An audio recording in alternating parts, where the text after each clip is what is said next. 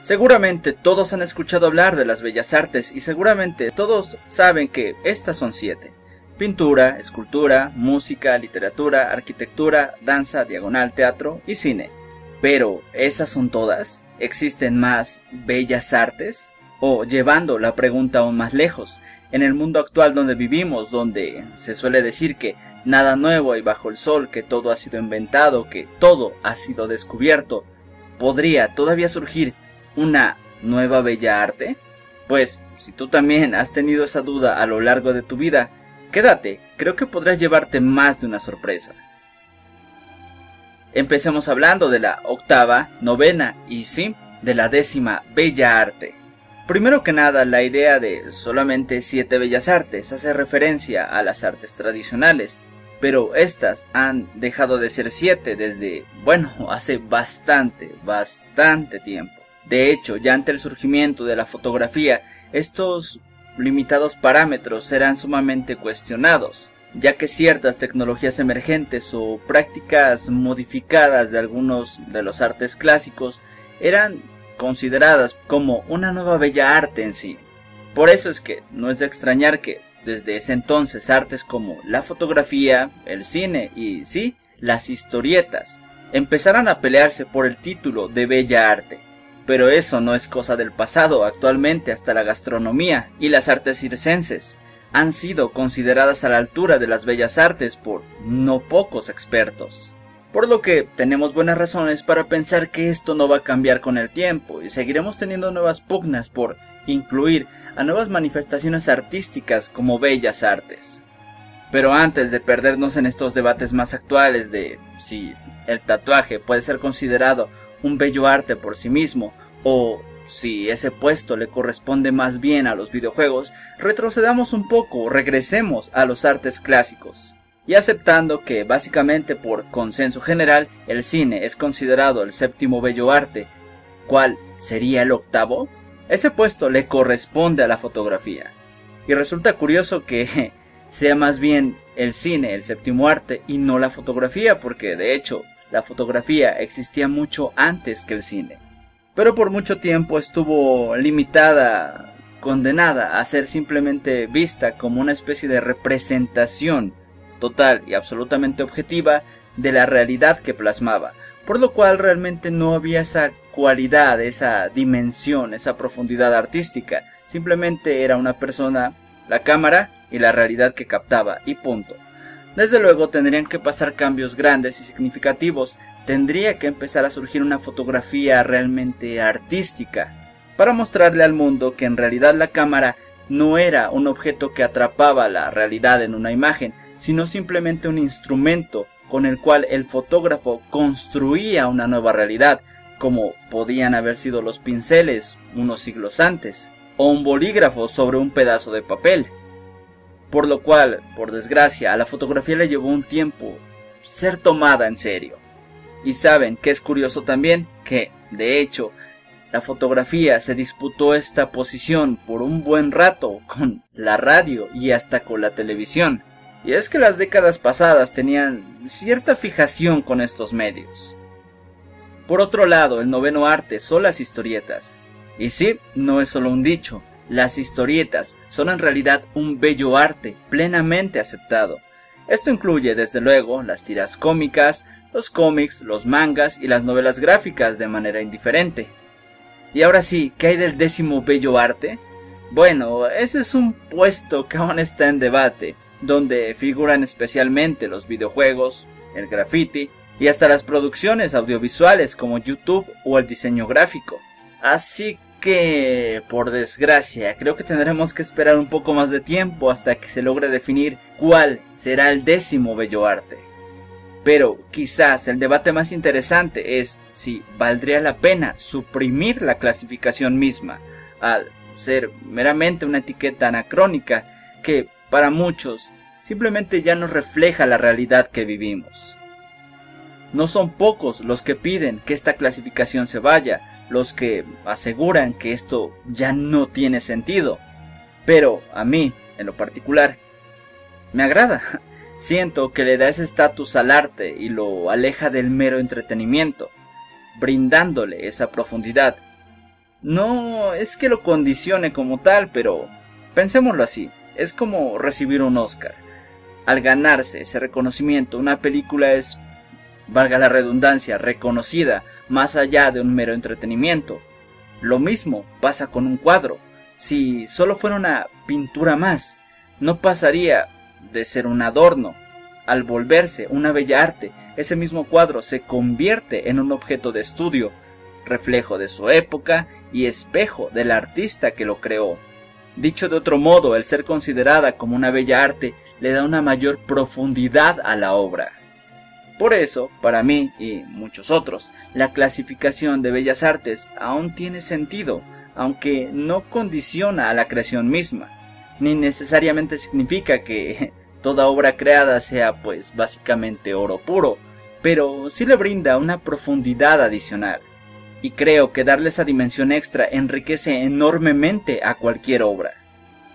Ok, dicho esto, es posible que en un contexto como este pueda surgir una nueva bella arte, o incluso podríamos preguntarnos, en este contexto, ¿es posible que surja algo realmente nuevo y diferente dentro del arte?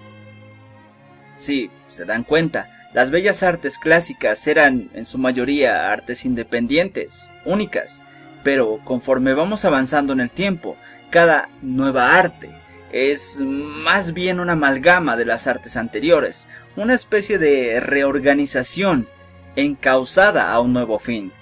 Ok, eso puede ser un poco confuso, así que me explico. La pintura, la escultura, la arquitectura, la música y la literatura son artes totalmente independientes entre sí, solo se requieren a sí mismas para crear, y aunque pueden colaborar con otras, no es menester que lo hagan. Compone una canción y en el proceso nunca vas a necesitar de un pincel. Escribe una novela y no vas a necesitar más que las letras. Pero cuando avanzamos a la danza, esta ya requiere de la música para acabar de funcionar. Y cuando avanzamos al cine, no solo necesitamos música, necesitamos un guión que nos encamina también a la literatura, sin mencionar el papel de la fotografía en el cine, sumado a toda esa actuación que sí nos remite al teatro, y todo ese aparato propio del diseño con el que se complementa. Pero si esto se vuelve complicado a estas alturas, conforme avanzamos a nuevas propuestas artísticas como, no sé, los videojuegos, esto es todavía más complejo y entrelazado. Porque un videojuego requiere de música, requiere de todo un apartado visual en cuanto a diseño procedente de la mano del dibujo y la pintura, y otro apartado similar para plasmarlo de la forma correcta a partir de la fotografía. Requiere de un guión, sí, procedente de la literatura. Y actualmente, incluso del tratamiento cinematográfico de muchas de sus secuencias y videos, sin mencionar una compleja construcción arquitectónica de sus entornos. Y eso, que nos estamos limitando al mero apartado artístico, también podríamos hablar de una complejísima construcción matemática que le permita al programa funcionar en primera instancia y un papel por demás relevante de la física que nos permita conseguir esas físicas realistas que tanto pedimos en los videojuegos. ¿Y qué evidencia todo esto? Que conforme nuevas artes se van levantando, estas suelen hacer eco de las pasadas, a veces requiriendo por completo de ellas, y si a este proceso le sumamos el papel de la tecnología, bueno, tenemos un panorama bastante difícil de descifrar con respecto a qué nuevas manifestaciones van a surgir. Por si no es todavía evidente, tenemos que entender algo a estas alturas. Todas, y sí, todas las artes han sido posibilitadas por un desarrollo tecnológico. Y esto es más evidente a partir de la séptima bella arte, el cine, pero para nada excluye a las demás. Pensémoslo así, sin el avance tecnológico del pincel y la pintura, que, ojo, pueden parecer insignificantes, la pintura estaría reducida a manchones y rayones en cuevas con pedazos de carbón o sangre. Sin instrumentos eléctricos, seguramente ni el rock, ni el punk, ni el metal, en todas sus variantes, existirían. Y sin la imprenta, Seguramente la literatura estaría reducida a, no sé, grandes códex en universidades o catedrales, pero definitivamente tú no podrías tener en tu casa tu colección de Harry Potter. Así que, con diferentes matices, pero el arte siempre ha estado vinculado a los avances tecnológicos. Y, adivinen qué, el mundo digital ha empezado a gestar nuevas formas de arte, y lo que podemos alcanzar a ver ahora son solo la punta del iceberg de lo que se avecina. Y, créanme, se vienen cosas muy interesantes.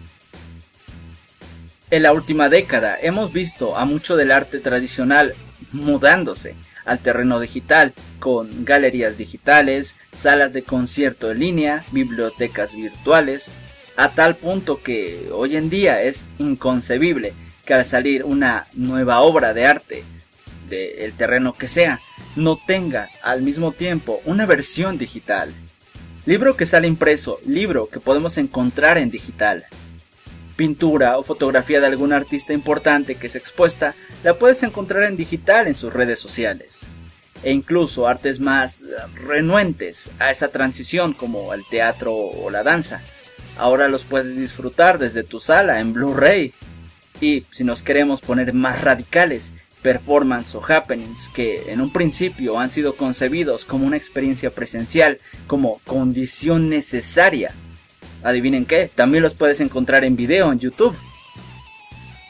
En este sentido, podemos empezar a encontrar ciertas manifestaciones artísticas que exploran las nuevas posibilidades del ámbito digital, como lo puede ser la denominada twitteratura, que ha dejado de amoldarse a los estándares de la literatura clásica y más bien ha optado por buscar su propia estructura. E incluso se han presentado eventos como el Twitter Fiction Festival para precisamente promover nuevas formas de crear.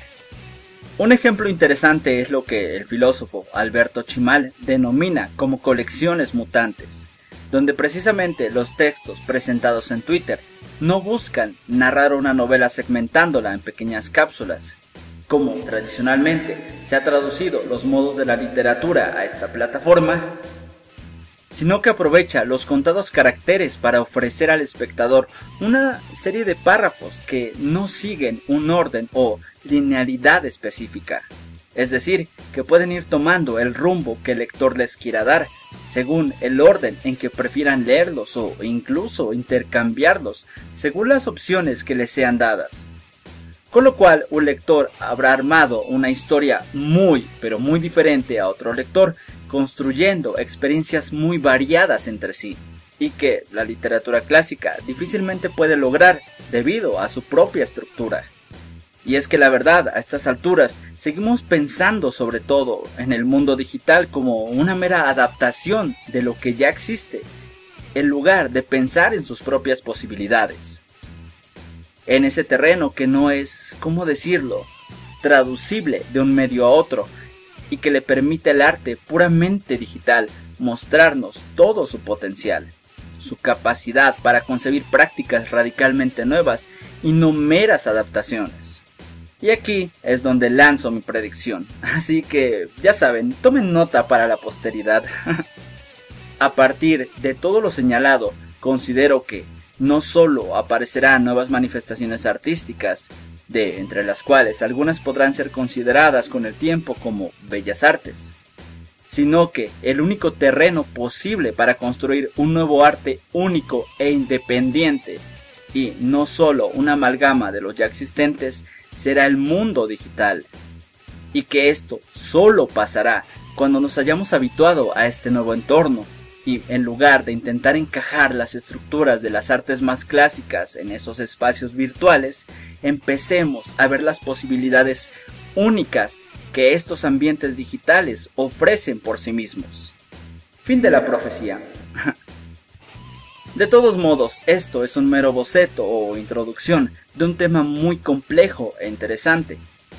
Y si les gustaría que lo tratáramos a mayor profundidad en un futuro, o les gustaría opinar algo al respecto, déjenlo en comentarios. De momento, nosotros nos estamos viendo en un próximo video. Y recuerda, si el video te gustó, dale like y compártelo, eso ayuda mucho al canal. Y no olvides activar la campanita de las notificaciones para que así YouTube siempre te avise cuando haya un nuevo video en el canal.